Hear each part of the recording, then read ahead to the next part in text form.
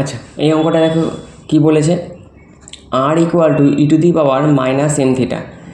এটা double derivative বার করতে বলেছে থিটার রেসপেক্টে।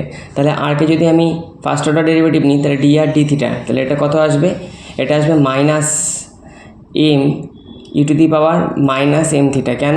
কারণ ই টু দি পাওয়ার এক্সের ডেরিভেটিভ হয় ই টু দি পাওয়ার এক্স, তাই তো? কিন্তু এখানে ই টু দি পাওয়ার মাইনাস, এটাকে এক্স হিসাবে ভাবো, তাহলে কত হবে? ই টু দি পাওয়ার এক্স, এটাই হবে। কিন্তু যেহেতু মাইনাস এম থিটা আছে, তাহলে এটাকে তো আমরা এক্স হিসাবে ভেবেছি, এক্স তো ছিল না, তাহলে এটা ডেরিভেটিভ হবে, শুধু থিটাটা 1 হয়ে যাবে, তাহলে মাইনাস এম বেরিয়ে যাবে। হয়েছে।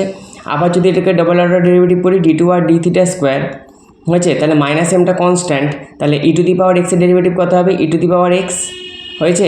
কিন্তু এটাতে এক্স ছিল না, তাহলে এর এক্সের ডেরিভেটিভ কত হবে? এর এক্সের ডেরিভেটিভ হবে তোমার মাইনাস অফ এম হয়েছে, থিটাটা 1 হয়ে গেল, তাহলে এটা কত হয়ে যাচ্ছে? D two r d theta square equal to minus মাইনাসে plus m square e to the power minus m theta. তাহলে কোন অপশানটা correct? M square e to the power minus m theta, তার মানে তোমার হচ্ছে সি অপশানটা কারেক্ট।